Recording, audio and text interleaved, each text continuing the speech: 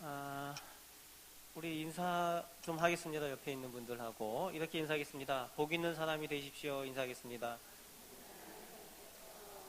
예, 다시 한번 축복하겠습니다. 주님의 이름으로 축복합니다. 인사하겠습니다. 주님의 이름으로 축복합니다. 여러분, 복 있는 사람들이 다 되시기 바랍니다.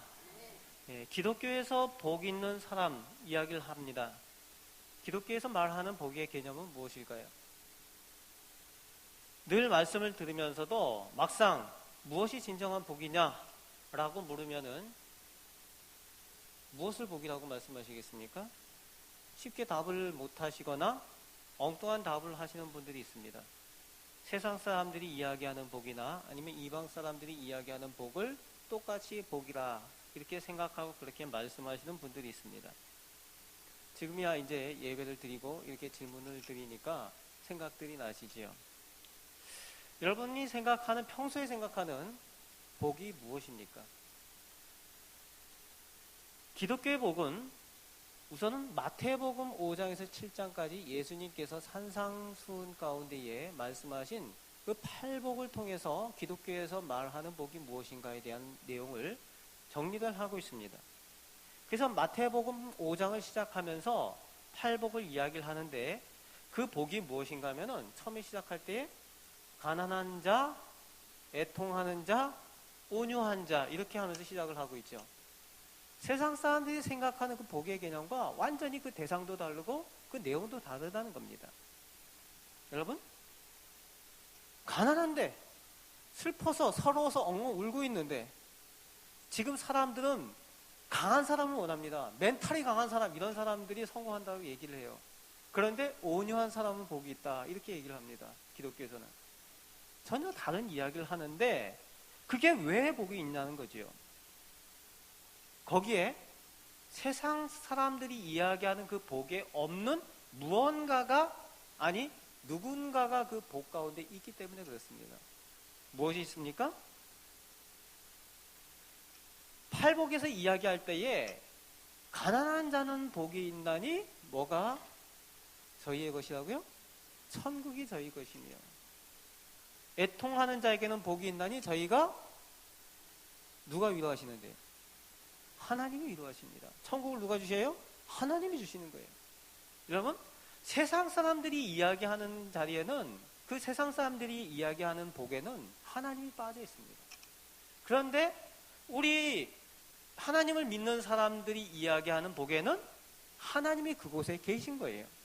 그것이 차이가 있는 겁니다. 세상 사람들이 볼 때에 가진 것이 없고 힘없고 연약하고 무능하고 고통당하는 사람, 오히려 세상 사람들이 볼 때 저주받은 사람들처럼 여겨지는 그 사람들에게 거기에 하나님이 계시면은 복이 된다는 겁니다. 여러분, 이제 진정한 복의 개념이 무엇입니까? 진정한 복은 그곳에 하나님이 함께 계신다. 그것이 복이라는 겁니다. 왜요? 복의 근원이 누구셔요? 복의 근원이 하나님이시기 때문에 그렇습니다. 네, 같이 따라하겠습니다. 나의 복의 근원은 하나님이십니다. 하나님이 함께 하시면 내가 복됩니다. 그렇습니다. 다른 것을 모두 가지고 있다라고 할지라도 하나님께서 그곳에 함께 계시지 않으면 그걸 진정한 복이라고 할 수 없다는 겁니다. 여러분, 하나님과 동행하시고 하나님을 진정한 복으로 누리시는 우리 성도들 되시길 바랍니다. 얼마 전 뉴스에 나온 내용입니다.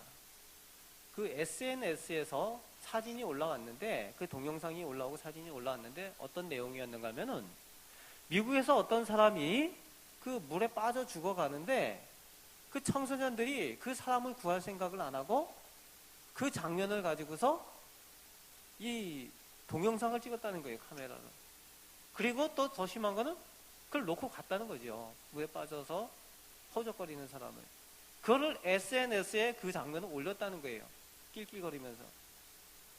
그런데 그것이 어떻게 됐느냐? 경찰이 그 청소년들 잡아가지고 처벌을 집행을 하게 됩니다.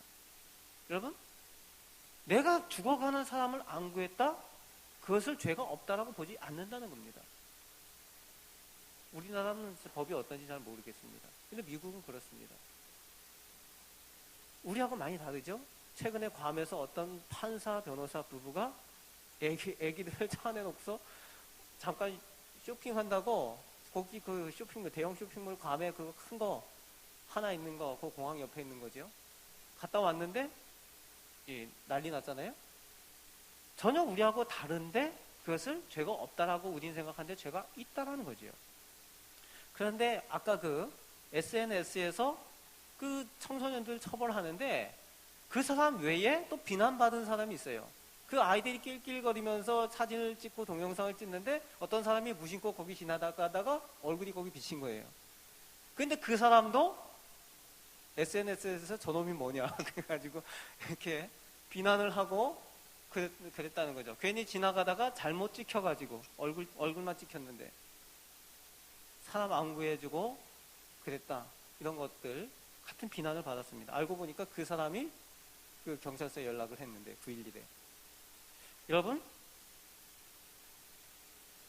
오늘 본문 말씀에 보면은 복 있는 사람은 어떠한 사람인가 하는 내용을 다루고 있는데 오늘 본문 1절에 복 있는 사람은 하면서 그 다음에 뭐라고 이야기를 하는가 하면요 3번 연속 뭐뭐하지 않으면이 반복이 되고 있습니다.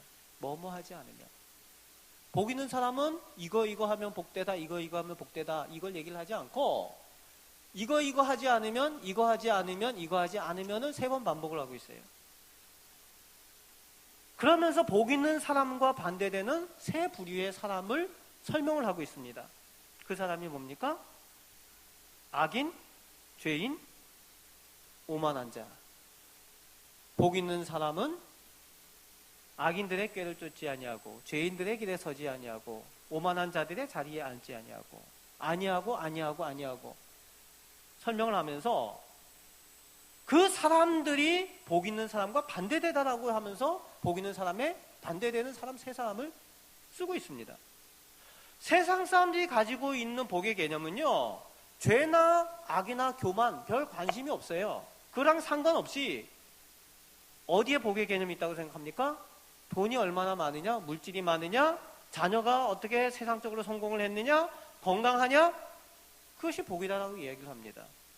그러나 하나님께서는 그것을 오늘 말씀 가운데 악인, 죄인, 오만한 자, 수단 방법 가리지 않고 악으로, 죄로, 교만으로 인해서 하나님 없이 성공하고 누리는 사람들을, 그 자리를 차지하고 있는 사람들을 복되다라고 하지 않는다는 겁니다.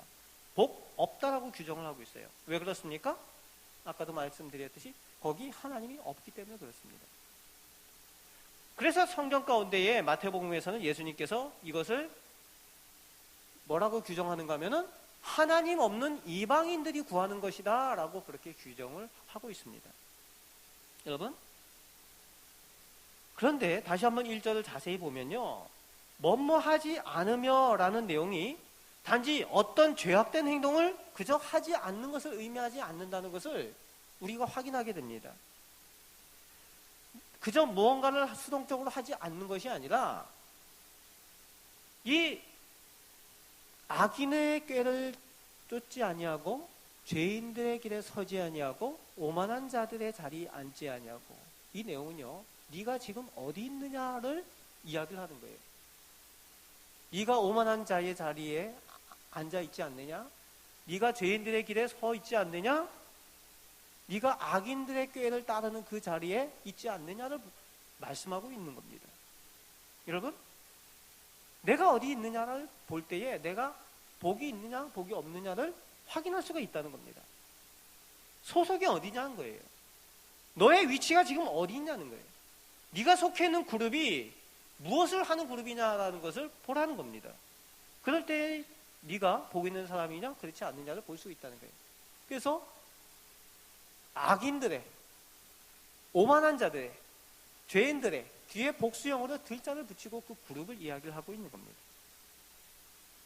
악인의 꾀를 따르지 않으며, 원문에서 그 의미를 보면은 악인의 어떤 꾀나 괴략과 모략에 적극적으로 찬성하지 않지만 그 꾀와 계략이 실행되는 그 자리에 있느냐를 확인하게 되는 그 내용이라는 겁니다. 무슨 얘기입니까? 그 자리를 떠나야 된다라는 말씀을 하고 있는 거예요. 복 있는 사람은 그 자리를 떠나야 된다는 거죠. 또 그 다음에 죄인의 길, 오만한 자의 자리, 다 내가 지금 어디에 누구와 함께 있느냐를 확인해야 내가 정말 복이 있는 사람인가 그렇지 않은가를 볼 수 있다는 겁니다. 여러분, 내가 오늘 살아가면서 내가 속해 있는 그룹들은 하나님께 복받을 만한 그룹입니까? 하나님께 인정받는 그런 그룹입니까? 여러분, 소돔과 고모라가 멸망할 때에 하나님께서 롯과 그의 가족을 그곳에서 건져내시죠. 그 롯의 모습을 보면요, 처음에 하나님의 사자들이 그 롯을 찾아가게 될 때에 그 롯의 모습이 의인처럼 보였습니다. 악한 그 사람들로부터 구원해내는 그 의인처럼 보였어요. 그죠? 그런데요, 그 본문 가운데에 그 롯이 하는 말과 행동들을 유심히 바라보면요, 이 롯이 그 소돔과 고모라에 살아가면서 그의 생각과 그의 의식 자체가 변해 있다는 것을 느낄 수 있습니다. 사람들이 와서 지금 들어간 남자들을 끌어내라 하고 막 행패를 부릴 때에 롯이 뭐라고 얘기를 하는가 하면은, 이 사람들 가만두어라, 내가 남자를 알지 못하는 내 두 딸을 주겠다. 벌써 생각이 그렇게 바뀌어버린 거예요. 그런 식으로 무마하고 그런 식으로 넘어가려고 합니다. 그의 말과 행동, 사람들에게 그가 어떻게 인정을 받았는가를 통해서 이미 그가 그 소돔과 고모라에 살면서 죄와 악에 물들어 있는 사람이라는 것을 본문을 통해서 볼 수가 있다는 겁니다. 그의 사위들이 그가 이야기를 해도 농담으로 여기고 듣지 않지요. 또 그곳에서 천사들을 통해서, 사자들을 통해서 건져내게 될 때에 그의 가족들도 이미 물들어 버렸어요. 하나님의 말씀이 떠나올 때 뒤를 돌아보지 말라고 했잖아요. 근데 누가 돌아봅니까? 롯의 아내가 불순종합니다. 돌아봐서 소금 기둥이 되어버려요. 또 그와 함께 도망한 그 두 딸, 그들이 도망해서 뭘 합니까? 아버지 술 먹여가지고 근친상간을 하는 그런 것을 하면서도 전혀 그것이 부끄럽다는 걸 느끼지 못하는 그런 지경에까지 그 가족들 자체가 다 죄와 악에 물들어 버렸다는 거예요. 여러분, 그래서 하나님께서 롯의 자손들에게 구원과 약속에 대한 이야기를 하지 않으십니다. 왜요? 그들이 이미 어디에 속해 있는가를 보게 될 때에 이미 그들이 속해 있는 곳에 그 자신이 동일하게 되어져 있다는 겁니다. 여러분, 그래서 내가 어디에 누구와 함께 있느냐, 그것을 우리가 잘 생각해야 됩니다. 잘 구별해야 됩니다. 내가 의인이냐 죄인이냐, 나 자신을 봐서 아는 것이 아니라 내가 속해 있는 그룹을 통해서 아는 거예요. 내가 속해 있는 그룹이 하나님 앞에 어떠한 모습인가. 여러분, 나는 교회 다니니까 괜찮아 이렇게 생각하시나요?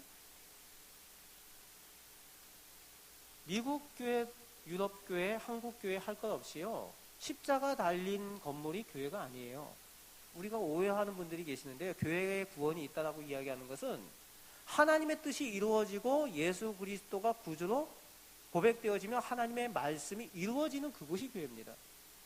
단지 십자가만 있는 건물들이 무너지고 있다는 겁니다.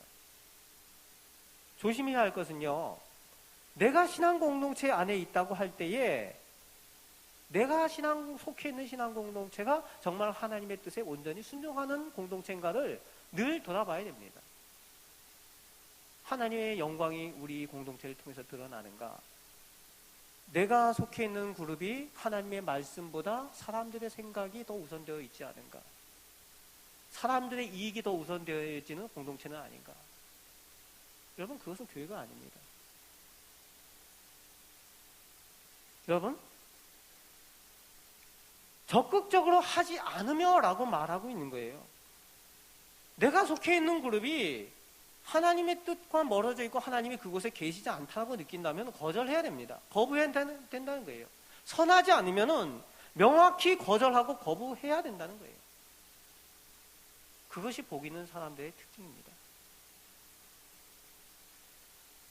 이 신천지에 가 있는 사람들이나 이 이단에 가 있는 사람들이 못 빠져나온 이유들 중에 하나가 뭔가면요, 자기가 거기다가 투자하기 너무 많아요.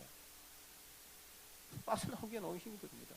왜요? 내가 투자한 곳에 내 마음도 있게 돼 있습니다. 내 물질이 있는 곳에 내 마음도 있게 돼 있어요. 그러니까 내가 다른 사람들이 다 잘못됐다고 해도 나는 안 잘못되기를 바라는 마음이 거기 있는 거예요. 계속. 그러니까 못 빠져나오는 겁니다. 어쩌다가 연결되어서 빠져나온 사람들도 있지만 거기가 잘못되어진 줄 알고도 못 빠져나온 사람들이 너무 많다는 거죠. 여러분, 그러나 하나님 앞에서는요, 이것이 나중에 명확해진다는 겁니다. 우리가 속해 있는 신앙 공동체에 있을 때 우리는 더 조심해야 됩니다.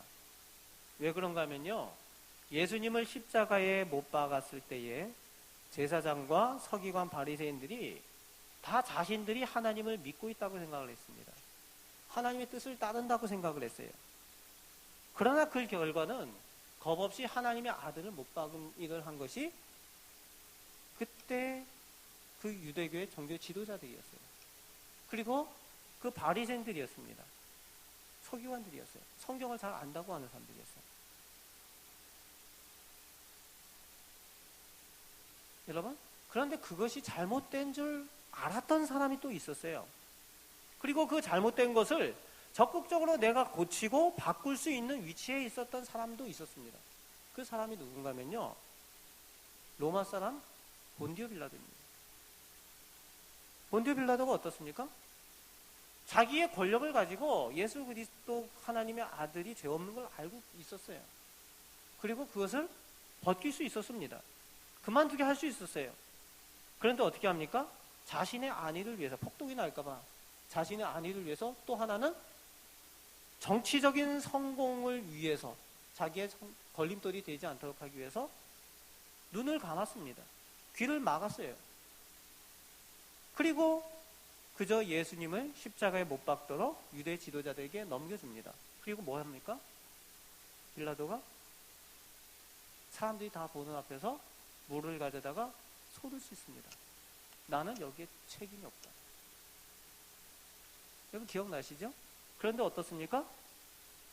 책임이 없었나요? 여러분, 그 유대의 종교 지도자들과 함께 이 빌라도는 그 자리에 함께 있었던 겁니다.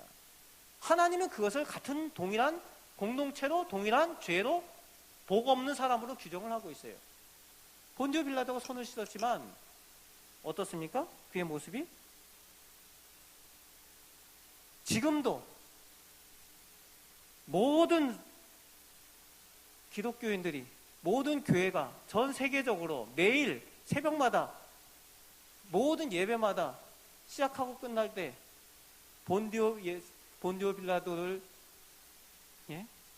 통해서 예수님께서 고난을 당하시고 십자가에 못 박히고 그렇게 고백하잖아요. 빌라도가 죄인이라는 겁니다. 본인은 책임 없다라고 얘기하지만, 여러분, 빌라도는요, 당시에 재물과 권세와 성공, 세상 사람들이 부러워하는 그 모든 것들 다 가졌던 사람이 빌라도였습니다. 그런데 하나님 앞에서 복 없는 사람이 되었다는 겁니다. 여러분, 복의 기준은요, 하나님께 있습니다. 다른 곳에 있는 것이 아니라 우리가 속해 있는 그룹, 내가 속해 있는 공동체가 하나님 앞에 복 받을 만한가, 하나님의 뜻을 이루어가는가, 내가 그곳에 속해 있는가 명확히 봐야 되는 겁니다. 그럼 우리는 어떻게 우리가 속해 있는 모임과 공동체가 하나님 앞에 복 있는, 그리고 의롭다라고 선하다라고 인정받는지 그 기준을 봐야 되겠죠. 어떻게 그 기준을 볼 수가 있을까요? 여러분, 선과 악은 명확합니다. 중간은 없어요. 의인과 악인도 중간은 없습니다. 명확합니다. 둘 중 하나. 여러분이 속해 있는 곳은 둘 중에 하나입니다. 무엇 가지고 그 기준을 보겠습니까? 그것을 확실히 해야 잘못된 것에서 벗어날 수 있고, 또 적극적으로 잘못된 것은 거부하고 거절할 수 있어야 되는 거예요. 그렇지 않으면 하나님 앞에서 나중에 그것을 감당해야 됩니다. 빛에 속했느냐 어둠에 속했느냐 명확하게 되는데, 여러분 빛에 속한 자녀들이 다 되시길 바랍니다. 복 있는 사람들이 되시길 바랍니다. 그러면 내가 속해 있는 그룹이 어디에 있느냐? 2절 말씀의 그 내용을 말씀하고 있죠. 복 있는 사람들의 절대적인 특징을 2절에 말씀하여 주셔요. 절대적인 특징이라고 제가 표현한 이유는 2절 시작할 때 뭐라고 얘기합니까? 오직이라고 시작을 하고 있어요. 오직. 다른 것을 이야기하지 않는다는 거예요. 오직. 같이 따라 해보겠습니다. 오직. 오직입니다. 그 다음에 나오는 핵심 단어가 2번 반복되고 있는데, 그것이 뭔가 하면은 율법이에요. 하나님의 율법. 율법을. 토라, 아마림. 하나님의 말씀을 반복해서 이야기를 하는데, 오직 하나님의 말씀에 달려 있다는 겁니다. 즉 하나님의 말씀을 즐거워하고 그 말씀을 묵상하는데 어떻게 하느냐? 주야로 묵상한다는 겁니다. 우리 같이 따라서 해보겠습니다. 복 있는 사람은 말씀을 즐거워합니다. 복 있는 사람은 말씀을 주야로 묵상합니다. 이것이요, 하나님께 속한 사람의 특징이라는 거예요. 여러분 복 있는 사람이십니까? 네, 소리가 안 크시네요. 네. 복 있는 사람 되시기 바랍니다. 네. 그래서 하나님 말씀에 즐거워하고 하나님 말씀을 주야로 묵상하시는 분들 되시길 바랍니다. 여러분 연애해 보신 분들 계시죠? 다 중매하셨나요? 연애해 보신 분들 계실 텐데, 연애하면은요 처음에 이렇게 아직 서로의 마음을 확인 못하고 사귀고 서로의 마음이 이렇게 막 이렇게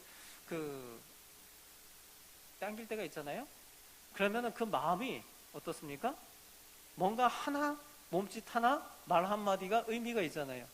그죠, 선기자 원사님? 예. 그런데 그런데 이제 편지는 관두고라도 그 애인이 쪽지라도 하나 이렇게 주면은 그 쪽지를 보면서 어떻게 합니까? 그 쪽지에 담겨 있는 내용을 보고 또 보고 읽고 또 읽고, 그러면서 이 내용이 무슨 내용인지 그죠? 꼼꼼하게 들여다보는 거죠. 그리고 나서 또 이 말 외에 또 다른 의미가 있는가까지 해석을 하려고 노력을 하잖아요. 연애 쪽지를 받으면은 그렇게 안 하신가요? 그렇게 하잖아요. 그리고 거기에 혹시 자그마한 부탁이라도 하나 들어있으면 어떻게 합니까? 자그마한 부탁이라도 하나 써놓으면, 지금이야 뭐 이제 오래 사셔서 그렇게 안 하시겠지만 그 당시에 막 죽고 목사할 때는 그 부탁 하나라도 작은 거 있으면은 그거 목숨을 바쳐서라도 들어주려고 노력을 하지 않습니까? 그게 무슨 관계입니까? 사랑하는 관계. 연인인 관계 때 그렇게 하는 거죠. 여러분 하나님과의 관계에 우리의 모습이 그래야 된다는 거예요. 하나님의 말씀을 즐거워한다라는 의미, 바로 거기에 있는 겁니다. 여러분 그렇게 하나님의 말씀을 즐거워하고 계십니까? 그렇게 즐거워하시도록 기도하시고 하나님의 말씀 안으로 들어가시길 바랍니다. 말씀을 즐거워하고 주야로 묵상한다는 겁니다. 여러분 주야로 묵상한다는 의미를 잘못 이해하면은 우리가 단지 성경을 읽기를 좋아하는 것, 그리고 설교 듣고 예배 드리는 것, 또 성경 공부 재미있게 많이 하면서 성경 지식 많은 정도로 이게 만족하는 그런 것들을, 율법을 즐거워하고 주야로 묵상하는 것을 오해할 수가 있어요.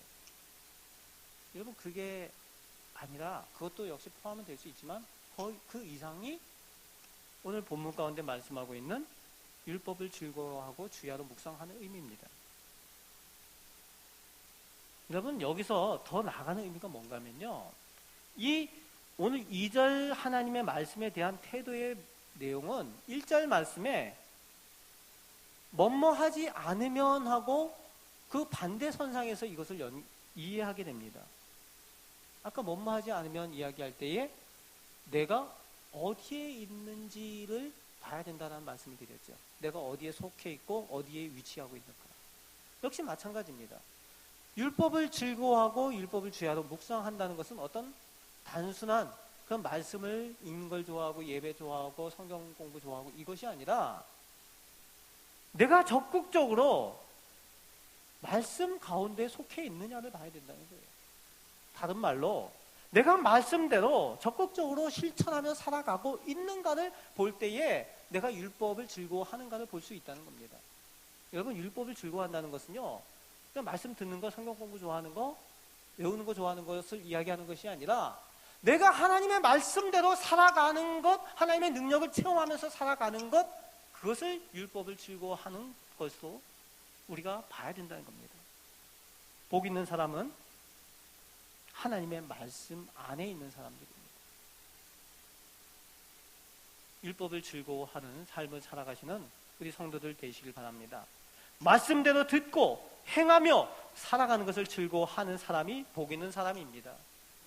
우리가 행하고 결정하는 모든 것이 하나님께서 영광 받으실 만한 말씀대로 행하는 것인지 그것을 확인하시는 우리 성도들 되시길 바랍니다.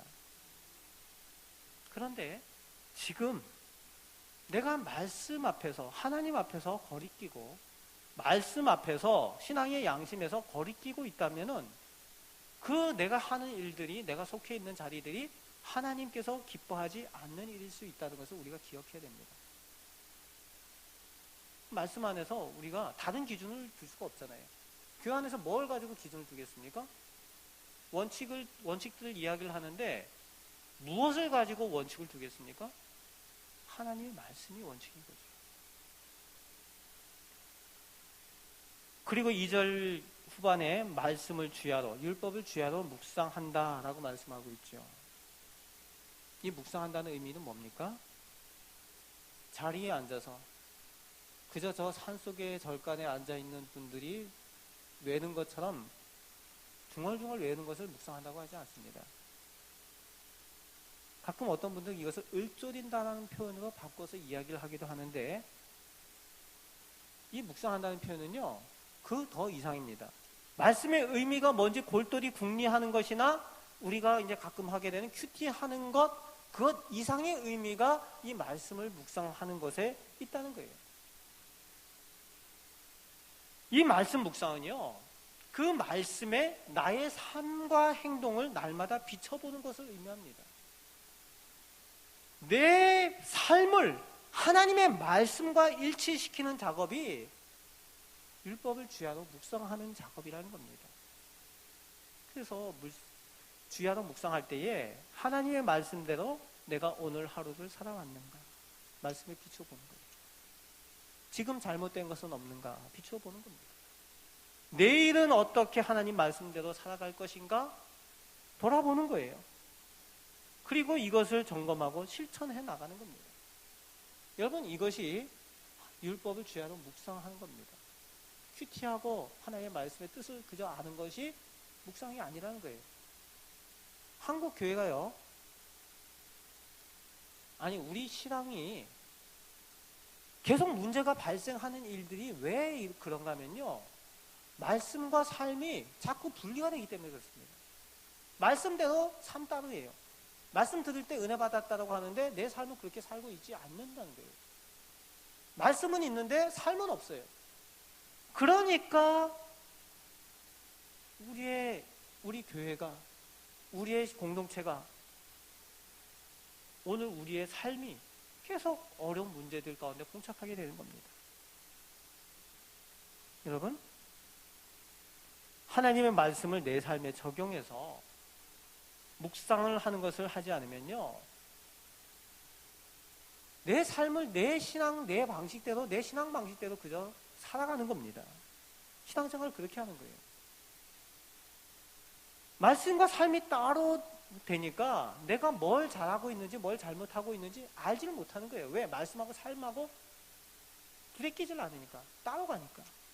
잘못하고 있는지도 잘못하고 있는지조차도 모릅니다. 또 말씀대로 사는 삶의 경험이 없으니까, 말씀대로 삶을 살아가는 그 삶의 그 실천하는 경험이 없으니까 하나님의 말씀의 능력도 체험도 하지도 못하는 겁니다. 하나님의 능력도 없어요. 여러분, 거기에 어떻게 복을 이야기를 할 수 있겠습니까? 그러니까 늘 이야기하는 것이 기복신앙 얘기를 하잖아요. 하나님의 말씀과 상관없는 세상 사람들이, 이방 사람들이 이야기하는 복을 한국 교회가 얘기하고 있다는 거예요. 거기에 성도들 아멘하고 있다는 거죠. 같이 따라서 하겠습니다. 말씀과 삶이 일치해야 복됩니다. 그렇습니다. 말씀과 삶이 일치해야 진정한 복이 된다는 겁니다. 여러분, 마지막 3절에 복 있는 사람이 이제 어떠한 결실을 맺는가를 확인하게 해주고 계십니다. 이 말씀대로 사는 사람, 복 있는 사람, 뭐라고 이렇게 비유하고 있습니까? 이 사람은 시냇가에 심은 나무 같다. 역시 어디에 있다? 이 나무가 어디에 있다요? 시냇가에 있는 거예요. 시냇가에. 위치에 대한 얘기를 또 하고 있죠. 어디에 속해 있는가? 어느 자리에 있는가? 늘 생명인 물에 나무가 가까이 있으면 그 나무가 잘 살고 잘 열매를 맺고 풍성해지듯이 늘 하나님의 말씀에 가까이 있고 하나님의 능력에 가까이 있어서 그대로 살아갈 때에 모든 일이 다 형통하게 된다는 것이 복 있는 사람의 모습이라는 겁니다. 그럴 때에 따라 열매를 맺듯이 하나님의 때에 따라 복 있는 사람도 열매를 맺게 되어지는 겁니다. 잎사귀가 마르지 않는 것처럼 늘 하나님의 말씀의 능력을 힘입어서 능력 있게 힘있게 기운과 새로운 능력을 공급받아서 그렇게 복된 삶을 살아가게 된다는 겁니다. 그래서 그가 하는 모든 일이 다 형통하리로다 라고 결론을 맺고 있는 거죠. 여러분, 형통하신 분들이십니까? 복 있는 분들이십니까? 예, 말씀하고 가까이 계실 때에 이런 은혜가 있게 되는 줄 믿습니다. 여러분, 다시 점검하시길 바랍니다. 형통한 이유가 무엇입니까? 하나님의 말씀이 있기 때문에 그렇습니다. 성경 가운데요, 형통한 사람들에 대한 내용들이 쫙 있잖아요. 그죠? 형통한 사람들, 요셉에 대한 이야기, 이삭에 대한 얘기, 아브라함과 그죠? 그리고 모세와 여호수아, 형통한 사람들에 대한 얘기들이 다 있어요. 그런데 거기에 늘 따라붙는 수식어들이 있죠. 뭐가 붙습니까? 하나님께서 함께 계심을 보았다. 그가 하나님과 함께 동행함으로 형통한 자가 되었다. 여러분, 하나님이 계신 곳에, 하나님의 말씀이 있는 곳에 형통이 있는 겁니다. 진정한 하나님의 복이 있는 줄 믿으시길 바랍니다. 여러분, 착각하면 안 되는 것은요, 세상적인 형통인데 거기에 하나님과 말씀과 상관없다는 거예요. 우리가 거기에 눈이 팔려서는 안 된다는 겁니다. 세상 사람들이 잘 돼요. 세상 사람들이 돈도 많고 자녀도 잘 되고 건강하고 다 잘 돼요. 그런데 거기에 하나님이 없다. 여러분, 그건 복이 아니라는 거예요. 그걸 복이라고 착각하시면 안 된다는 겁니다. 여러분, 그것은 복이 아니라 저주입니다. 왜 그런지 아세요? 하나님이 없어도 잘 되니까, 하나님이 없어도 하나님께서 함께 계시지 않아도 잘 되니까 점점점 그 사람은 어떻게 돼요? 하나님 없어도 되네. 하나님과 멀어지는 거예요. 말씀과 멀어집니다. 생명과 멀어지는 거예요. 그래서 그것이 바로 1절의 내용이죠. 악인, 죄인, 오만한 자들의 누리는 자리, 그 형통의 모습들. 그게 1절의 내용입니다. 하나님의 사람의 형통은 생명으로 갑니다. 악인의 형통은 사망과 심판으로 갑니다. 사랑하는 우리 형제자매 여러분, 힘을 써서 악으로부터, 죄로부터 벗어나시는, 그러기 위해서 하나님께 더 가까이 가시고 말씀으로 가까이 가시는 우리 성도들 되시길 바랍니다. 그리고 선과 악을 구분 잘 하기 위해서, 그리고 선하게 살 수 있도록 하나님의 말씀의 능력을 힘입으시길 바랍니다. 기도하시면서 하나님의 말씀의 능력을 힘입을 때에 진정으로 하나님께서 허락하시는 하나님의 축복을 누리고 하나님의 형통을 누리는 그런 은혜가 우리 삶 가운데, 우리 가정 가운데, 우리 자녀 가운데 있게 될 줄로 믿습니다. 세상 사람들이 누리는 복이 아니라 하나님께서 주시는 그 복을 누리며 살아가는 우리 성도들 다 되시기를 주님의 말씀으로 축원을 드립니다.